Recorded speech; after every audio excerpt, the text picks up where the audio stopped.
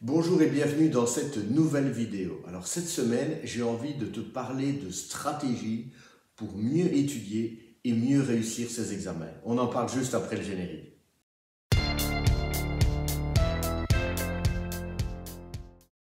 Alors quand on parle d'études, on oublie parfois l'aspect stratégique qui est important et que l'on retrouve dans tous les domaines où on cherche finalement de la performance. Et cette stratégie, ça va être de savoir à quel moment se donner à fond pour travailler et à quel moment savoir récupérer. J'ai envie de partager ici l'histoire d'un professeur qui étudiait justement la performance des athlètes de haut niveau dans tout ce qui est domaine du trail. Et donc il était lui-même, je vais dire sportif, et un jour, lors d'une séance d'entraînement, il croise une athlète de haut niveau qu'il reconnaît parce qu'il l'avait déjà reçue dans son laboratoire. Et il voit que cette athlète, elle arrive au pied d'une côte et au bas de la côte, en fait, elle s'arrête de courir et elle commence à marcher. Et donc lui, ça l'a vraiment surpris parce qu'il était dans cette dynamique du no pain, no gain, donc pas de douleur, pas de résultat. Et pour lui, les athlètes de haut niveau, c'était ceux qui se mettaient tout le temps dans le rouge, qui voulaient tout le temps se dépasser, etc. Donc vraiment, il est très surpris, l'événement le marque. Et quelques temps plus tard, il retrouve cet athlète et là, il va lui poser la question. Écoute, voilà, j'ai vraiment été surpris, on s'est croisés, j'ai vu que tu arrivé au bas de la côte et là, au lieu de continuer à courir, d'accélérer, tu as marché. Explique-moi. Et donc là, l'athlète lui explique que pendant son plan d'entraînement, en fait, il y a vraiment une planification. Il y a des moments où on doit aller plus dans l'effort, d'autres où on va travailler plutôt certains aspects, peut-être l'aspect technique, etc. Et à ce moment-là, elle était dans une phase de travail d'endurance, de travail de sa capacité de base. Et donc là, elle ne devait justement surtout pas se mettre dans le rouge.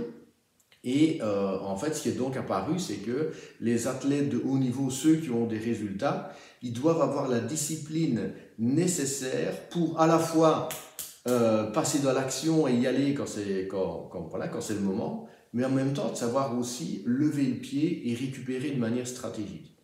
Et c'est vrai qu'on peut avoir dans la population deux types de personnes. Celles qui vont avoir besoin de discipline pour travailler plus, et celles qui vont peut-être avoir besoin de discipline pour travailler moins ou en tout cas de manière plus intelligente, puisque gardez vraiment à l'esprit que le plus important, c'est finalement le résultat.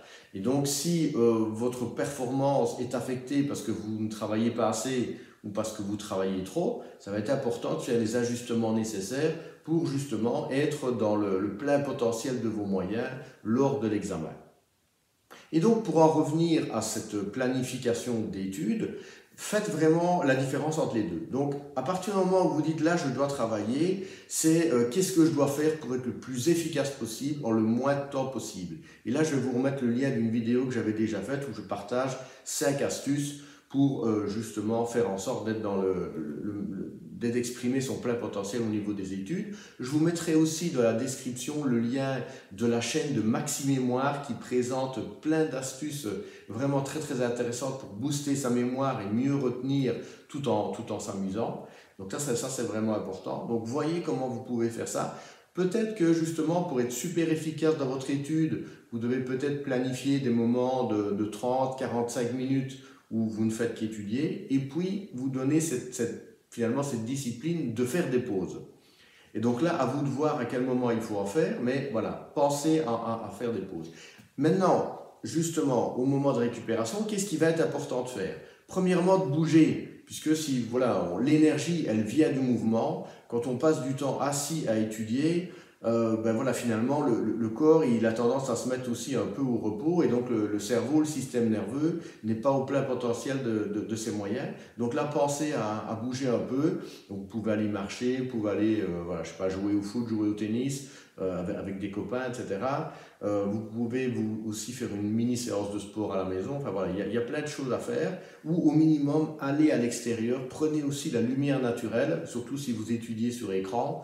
Pensez vraiment à faire cette différence entre les deux. Et en ce qui concerne la lumière, gardez aussi à l'esprit que les deux moments les plus importants, même si chaque moment de s'exposer à la lumière naturelle est intéressant, mais les deux moments les plus importants, c'est quand vous vous levez, puisque là, vous allez resynchroniser votre rythme et vous allez favoriser une meilleure nuit la meilleure nuit suivante, et éventuellement aussi en fin de journée quand le soleil descend sur l'horizon, puisque là, pareil, ça envoie des signaux à votre corps qui va être temps de se mettre en mode récupération et de nouveau d'avoir ce meilleur équilibre entre les deux aspects. Donc, on l'a vu, récupérer, passer le temps à faire du mouvement, laissez aussi récupérer votre système nerveux. Donc là, peut-être un petit moment de la nature, peut-être un petit peu de lecture, mais sur un sujet qui n'a rien à voir avec vos cours, peut-être un roman ou une BD, voilà, par exemple. Et si vous, il y a un point vraiment très important du coup d'attention, ça va être d'éviter quand même le moment sur écran, donc les réseaux sociaux, les jeux vidéo en ligne. Là, ça peut être quelque chose qui va trop surexciter votre système nerveux qui est déjà un peu mis à mal pendant les examens puisqu'il y a le stress, ce genre de choses. Donc là, évitez, ou en tout cas diminuer, ou alors justement planifiez-le de manière stratégique. Donc évitez de faire ça le jour avant l'examen, mais peut-être le jour où l'examen s'est passé, là vous pouvez peut-être vous dire le soir, là je fais vraiment ce qui me plaît, je ne me tracasse pas trop, ou peut-être avant un week-end, ou quand vous avez plusieurs jours avant l'examen suivant, mais si c'est la veille d'un examen important, faites attention à ça, de voir comment vous pouvez planifier finalement un petit peu mieux votre récupération. L'aspect social est aussi important, donc passer du temps entre amis, un peu papoter, ça peut être aussi le fait d'aller marcher à deux ou de faire un peu de sport à deux. Ça peut être le moment d'amener un petit peu de joie, de partager, d'oser s'exprimer si aussi on est un peu stressé, ça fait parfois du bien de le partager. Donc voilà, c'était vraiment le sujet de la vidéo aujourd'hui que je voulais partager. Pensée stratégique, faites les actions en fonction de l'objectif que vous avez. Et donc en termes de performance, c'est toujours capital de à la fois balancer les moments où on travaille à fond et les moments où on récupère. Alors, n'hésitez pas si vous avez des questions ou commentaires, j'y répondrai toujours avec grand plaisir. Et puis surtout, prenez soin de vous et à très bientôt pour une autre vidéo.